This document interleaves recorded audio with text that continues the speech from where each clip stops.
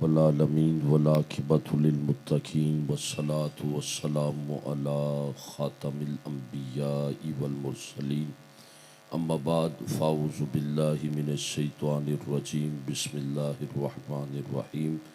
قال اللہ تعالی وتبارک فی الکلام المجید والضحی واللیل اذا سجی آمنت باللہ صدق اللہ العظیم وبلغنا رسولہ النبی الکریم الامین قال اللہ تعالی وتبارک فی شان حبیبہ مخبرا وآمرا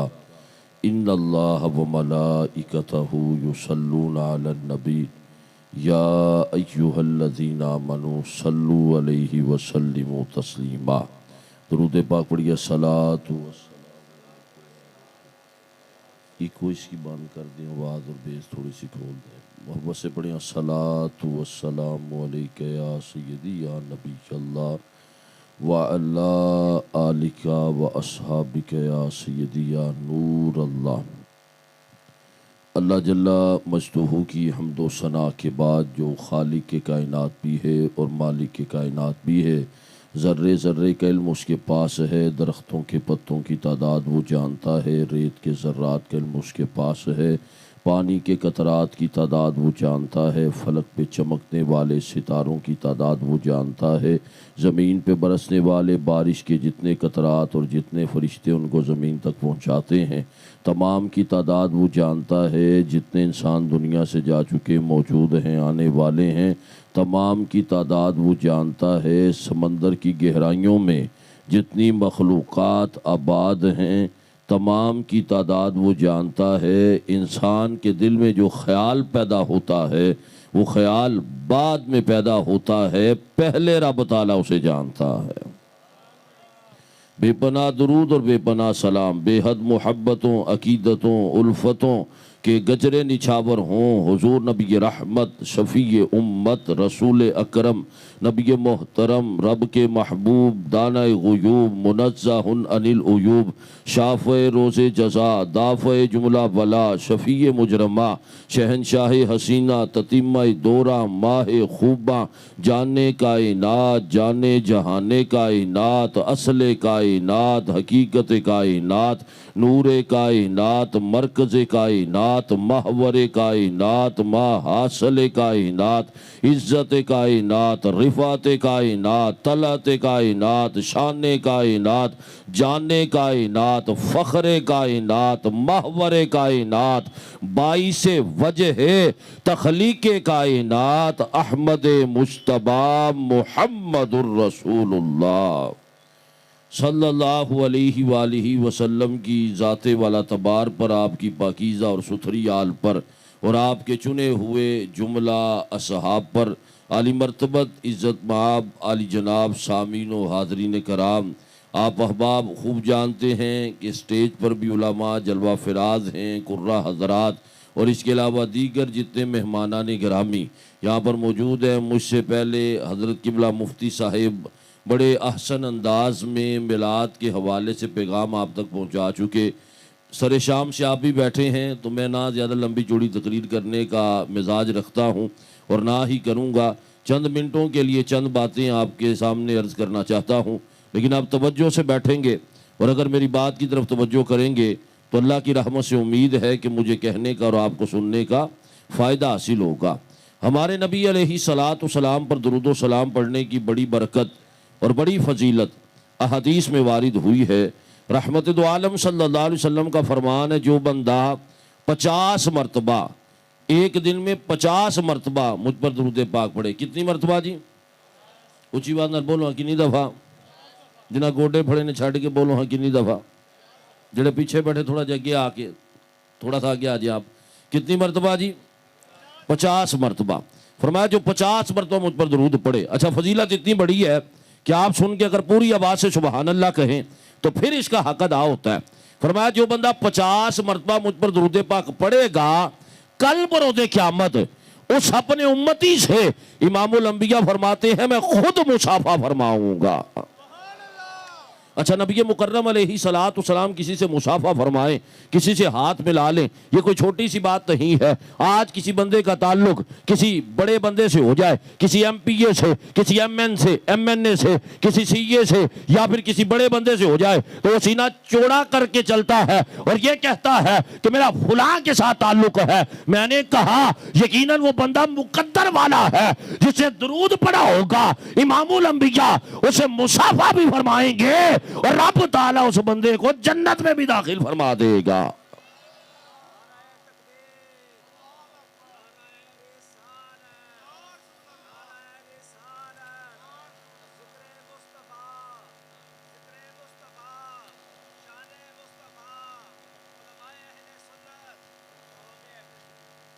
نبی مکرم علیہ الصلوۃ والسلام کا مصافحہ فرما لینا کوئی چھوٹی سی بات نہیں ہے۔ نبی مکرم علیہ الصلوۃ والسلام جسے مصافحہ فرمائیں، حضور علیہ الصلوۃ والسلام کے مبارک ہاتھ جس کے جسم کو مس کر جائیں، پھر وہ بندہ جہنم میں نہیں جا سکتا۔ حضرت انس بن مالک رضی اللہ تعالیٰ عنہ کے گھر میں ایک دسترخوان موجود تھا، صحابہ کی ایک جماعت پہنچی، کھانا تناول فرمایا۔ اس کے بعد حضرت انس بن مالک نے وہ جو وہاں پر دسترخوان تھا، رومال تھا، اسے اٹھایا اور جلتے ہوئے تندور میں ڈال دیا۔ لوگوں نے سمجھا کہ شاید حضرت انس بن مالک کو اب اس رومال کی ضرورت نہیں، لیکن تھوڑی دیر بعد آپ نے ہاتھ ڈال کر اسے نکالا تو وہ پہلے سے زیادہ صاف ہو چکا تھا اور پہلے سے زیادہ ستھرا ہو چکا تھا۔ لوگوں نے پوچھا انس بن مالک کا جب بات ہے، آگ تو لکڑی کو جلا دیتی ہے، لوہے کو پگھلا دیتی ہے اور کپڑے کو بھی ختم کر دیتی ہے، لیکن کیا بات ہے کہ تیرے رومال کو آگ نے نہیں جلایا؟ تو حضرت انس بن مالک یہ کہتے ہیں میرا کمال نہیں، ایک مرتبہ مصطفیٰ میرے گھر میں تشریف لائے تھے،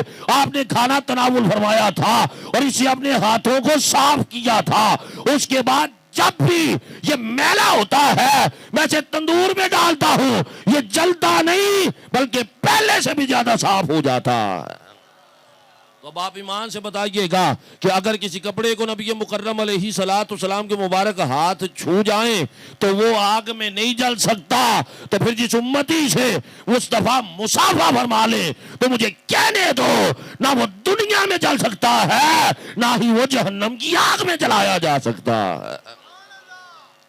نبی مکرم علیہ الصلوۃ والسلام کا مصافحہ کرنا کوئی چھوٹی سی بات نہیں ہے۔ جی ہاں، سیر کی کتابوں میں میں نے پڑھا میرے نبی علیہ الصلوۃ والسلام جب کسی سے مصافحہ کرتے، جب آپ کسی سے مصافحہ کرتے تھے، جب آپ کسی کا ہاتھ پکڑتے تو پھر چھوڑتے نہیں تھے، وہ چھڑانا چاہتا تو پھر چھوڑتے، کیونکہ ایک شاعر کہتا ہے لجپال پریت نو توڑ دے نہیں۔ آنکھوں سبحان اللہ، ایک اور اونچی بات نظر آنکھوں، سبحان اللہ۔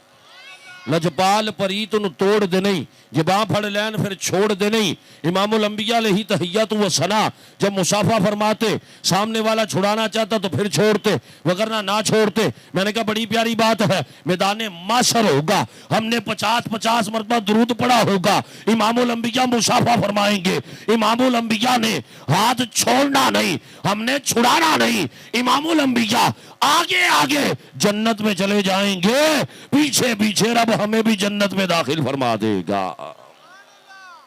محشر میں دید ہوگی خیر الانام کی،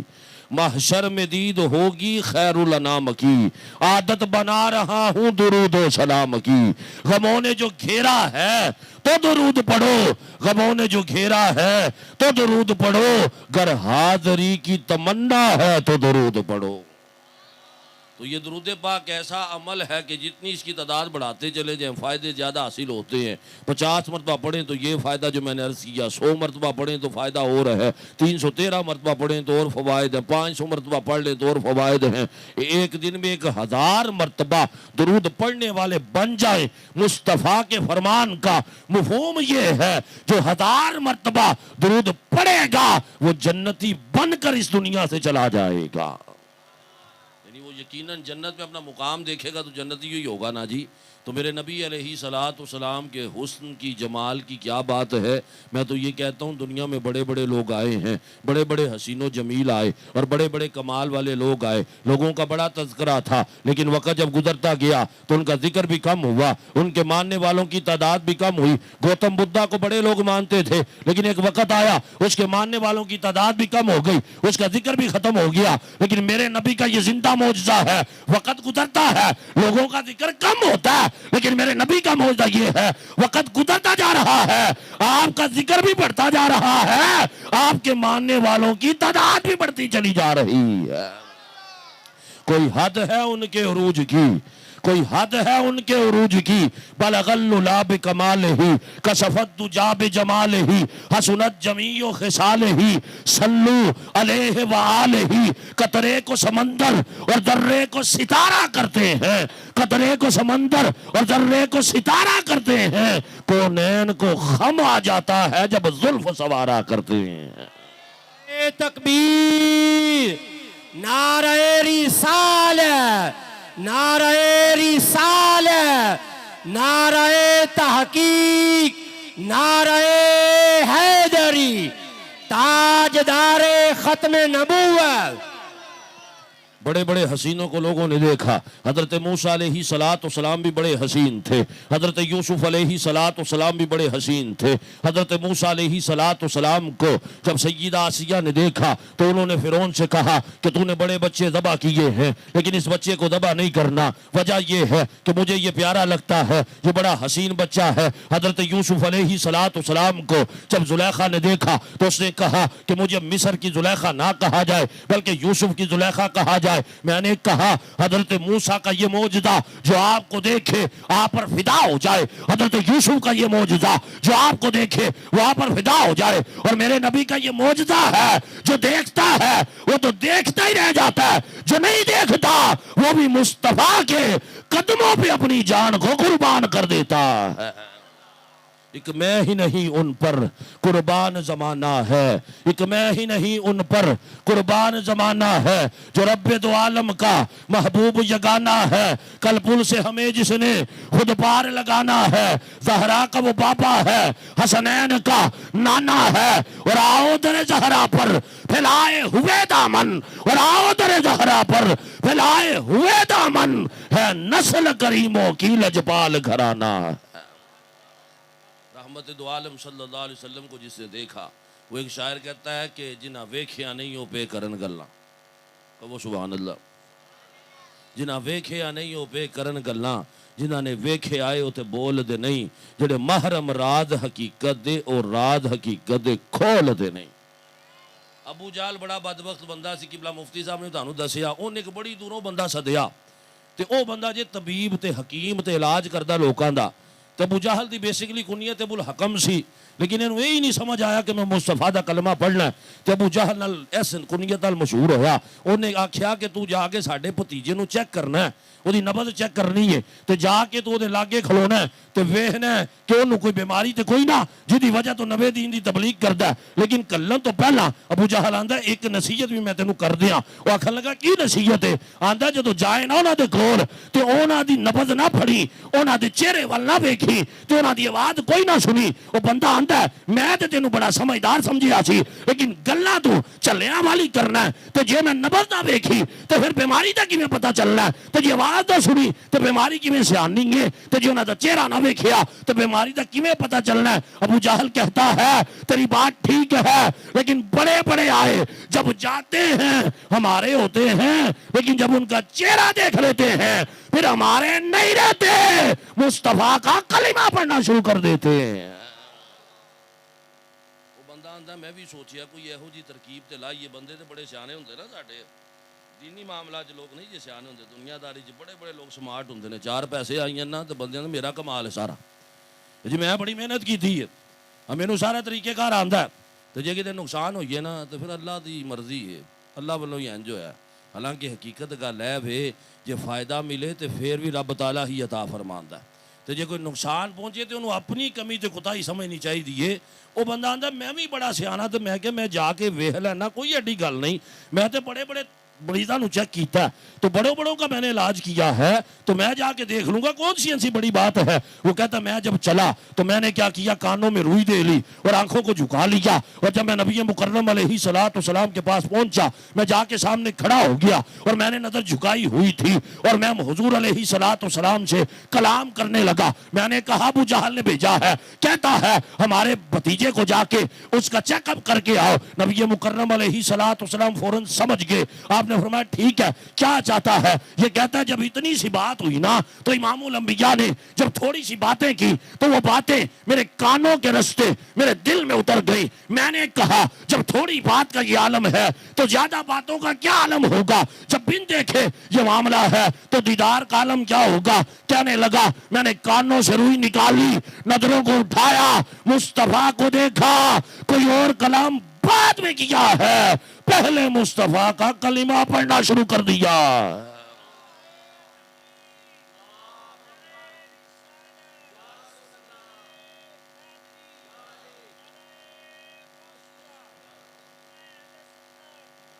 عالت فرماتے ہیں وہ کمال حسن حضور ہے کہ گمان نقص جہاں نہیں، یہی پھول خار سے دور ہے، یہی شمع ہے کہ دعا نہیں. میں نثار تیرے کلام پر ملی یوں تو کس کو زبان نہیں. وہ سخن ہے جس میں سخن نہ ہو، وہ بیان ہے جس کا بیان نہیں. تیرے آگے یوں ہے دبے لچے خوشہار اب کے بڑے بڑے صبح نہیں بلکہ جسم میں جان نہیں. کروں تیرے نام پہ جان فدا، نہ بس ایک جان دو جہاں فدا، دو جہاں سے بھی نہیں جی بھرا، کروں کیا کروڑوں جہاں نہیں. اب یہ مکرم علیہ الصلوۃ والسلام کو جس نے دیکھا نا وہ دیکھتا رہ گیا. حضرت انس بن مالک رضی اللہ تعالیٰ عنہ 7-8 سال دے بچے نے والدہ نے پڑھیا تے حضور دی بارگاہ دے وچ لے گئیاں. حضرت انس وہ صحابی ہیں کہ یہ خود بھی صحابی، ان کے بھائی بھی صحابی، ان کے چچا بھی صحابی، ان کی والدہ بھی صحابیہ، ان کے والد بھی صحابی. آسان لفظوں میں کہوں تو انس بن مالک وہ خوش قسمت بندے ہیں جو جب صبح اٹھتے ہیں تو پھر بھی مصطفیٰ کا ذکر سنتے ہیں، جب شام کو سوتے ہیں تو پھر بھی مصطفیٰ کا ذکر سنتے ہیں. سنی لہجے میں کہوں تو یہ کہنا پڑتا ہے انس بن مالک کا گھر وہ ہے جہاں پر صبح بھی میلاد مصطفیٰ ہوتا ہے، شام کو بھی میلاد مصطفیٰ ہوتا ہے. آج لوگ یہاں پر یہ کہتے ہیں جی میلاد منانے کی دلیل کہاں پر موجود ہے. میں نے کہا ہمارے پاس دلائل موجود ہے، ہم انبار لگا سکتے ہیں، لیکن صحابہ کی سیرت کا مطالعہ تو کر کے دیکھو. صحابہ کے گھر وہ ہیں جہاں پر سال بعد نہیں بلکہ روز دن میں 1 مرتبہ نہیں بلکہ 10 مرتبہ مصطفیٰ کا ذکر بھی ہو رہا ہے، میلاد بھی ہو رہا ہے. یہی تو میلاد مصطفیٰ نبی مکرم علیہ الصلوۃ والسلام کی ولادت کا ذکر کرنا، آپ کے اوصاف کا ذکر کرنا. اب حضرت انس کی بات سننے والی ہے. کہتا میں 7-8 سال کا بچہ تھا، والدہ لے کر حضور کی بارگاہ میں حاضر ہو گئیں اور عرض کی حضور ہمارا بچہ آپ کا خادم، آپ اسے اپنے پاس رکھیں، کوئی خدمت لیں، تمہارے لیے سعادت کی بات ہوگی. حضرت انس کہتے ہیں میں نے 10 سال امام الانبیاء کی بارگاہ میں گزارے ہیں. میں اسے آسان لہجے میں اور آسان لفظوں میں یہ بتانا چاہتا ہوں. حضرت انس بن مالک وہ ہیں جو جب صبح اٹھتے ہیں تو پھر بھی حضور کا دیدار کرتے ہیں، جب سورج چڑھتا ہے تو پھر بھی حضور کا دیدار کرتے ہیں، جب دن کا وقت ہوتا ہے تو پھر بھی حضور کا دیدار کرتے ہیں، جب شام ہوتی ہے تو پھر بھی حضور کا دیدار کرتے ہیں، اور جب سونے لگتے ہیں تو پھر بھی حضور کا دیدار کرتے ہیں. میں نے کہا جو سارا دن مصطفیٰ کا دیدار کرے وہ جب سوتا ہوگا تو خواب میں بھی مصطفیٰ کا دیدار کرتا ہوگا. 10 سال تک ایسے گزر گئے. اللہ اکبر.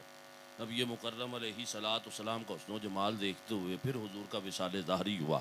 حضرت انس بڑا نبی مکرم علیہ الصلوۃ والسلام کو یاد کرتے تھے. آپ جہاں پر بھی جا کر بیٹھتے حضور کا ذکر کرنا شروع کر دیتے. جب حضور کی زیادہ یاد آتی نا پھر وہاں سے اپنے گھر کی طرف دوڑ کے آتے اور گھر میں جو حضور کے تبرکات رکھے ہوئے تھے نا، حضور کا جو امامہ تھا، حضور کی جو مسواک تھی یا دیگر چیزیں تھیں، انہیں اپنے سینے سے لگاتے اور روتے اور پھر بڑے 2 شاندار جملے آپ ارشاد فرماتے جو قیامت تک کے لئے عاشقوں کی دلوں کی ٹھنڈک ہیں. آپ یہ فرمایا کرتے تھے لوگوں سن لو، میں نے بڑی بڑی نرم چیزوں کو چھوا ہے، میں نے ریشم اطلس اور دبیز کے گدیلوں کو چھوا ہے، لیکن قسم اٹھا کے کہہ سکتا ہوں کہ رب تعالیٰ نے نبی کی ہتھیلی کو ہر چیز سے زیادہ نرم پیدا فرمایا ہے. اور پھر آپ یہ بھی کہتے تھے میں نے بڑے بڑے عطروں کو سونگا ہے، مشک کم اور اس کے علاوہ کستوری اور عنبر اور دنیا جہان کے سارے عطریات اگر ان کو ایک طرف رکھا جائے تو میں یہ بھی قسم اٹھا کے کہہ سکتا ہوں کہ مصطفیٰ کے پسینے کو رب تعالیٰ نے سب عطریات سے زیادہ خوشبودار بنا دیا ہے. کڈیاں سونیاں ماہی دیاں اکھیاں نے